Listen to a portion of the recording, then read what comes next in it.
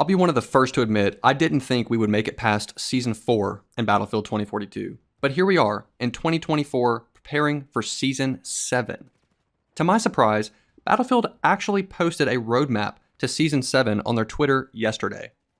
The post provides some interesting information about the launch of Season 7, along with what we can expect between now and when the new season drops. In the Twitter post, they sadly announced a Season 6 extension, along with a small quality of life update that will take place on January 30th. All we know about the update so far is it will feature improved map rotations and some sort of portal squad spectator modifier. That's a mouthful.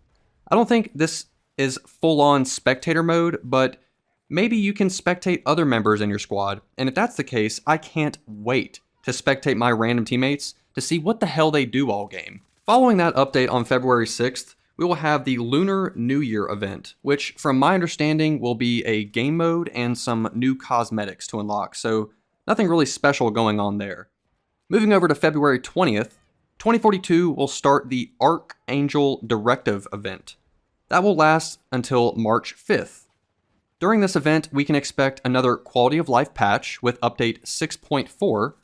All we know so far with this update is they are addressing persistent server improvements, aircraft impact improvements, which I think means if a jet hits a building, it will no longer bounce off. Instead, it will take the appropriate damage.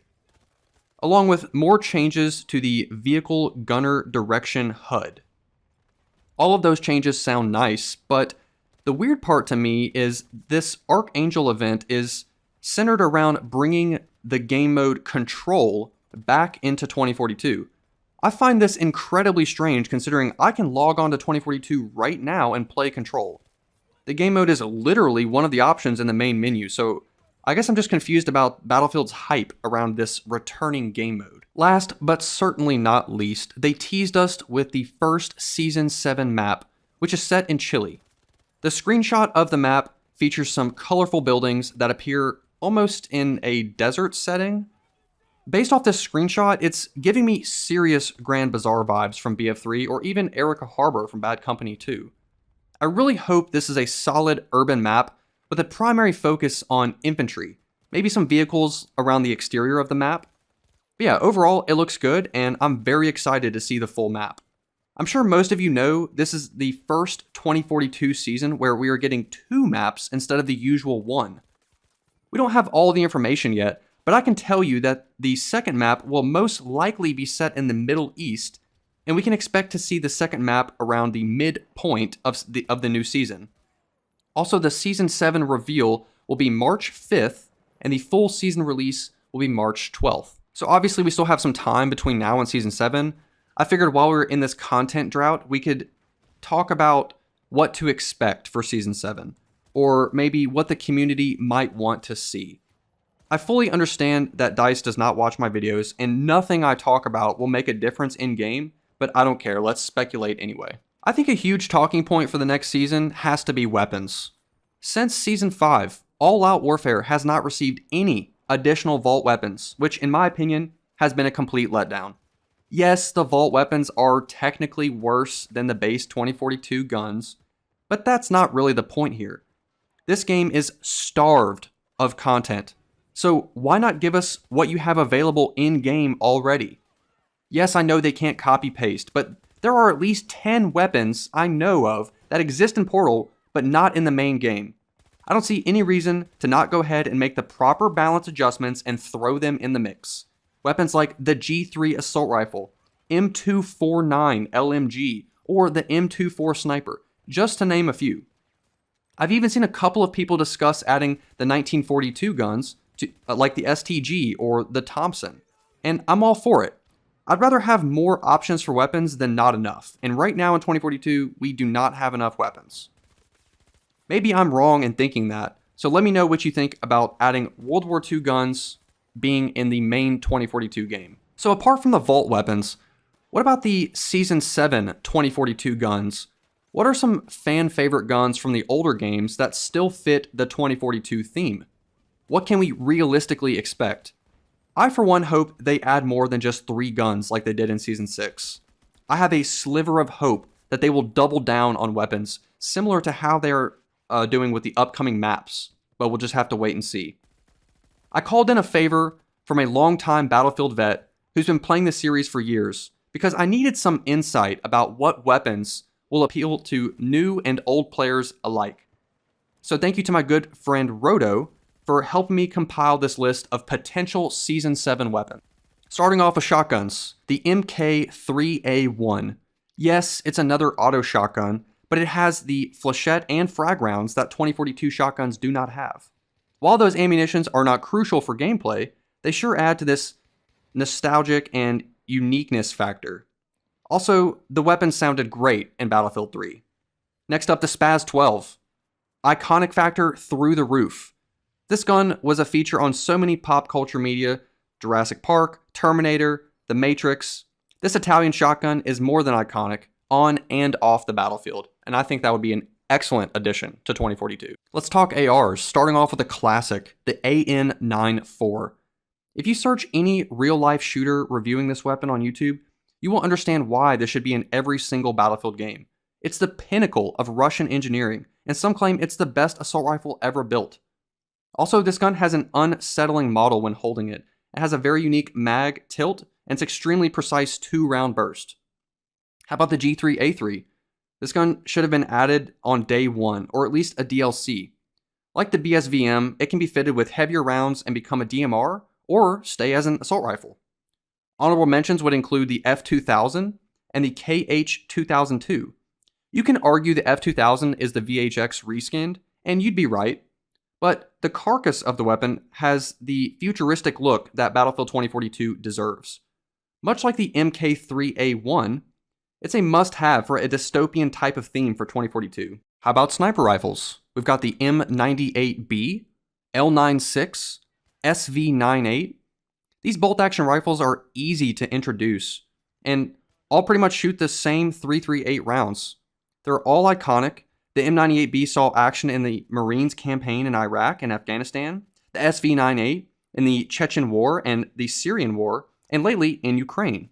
The L96 is the AWP of CS, and every single shooter has it. All three rifles reload mags, so balancing should not be an issue. Let's talk LMGs. We've got the M27IAR. This was a failed project in real life that bridges the gap in BF3 of being a high caliber, bigger capacity assault rifle for the support class in-game. It has a magazine reload that automatically puts this gun as a must-have when you're playing the support role more aggressively.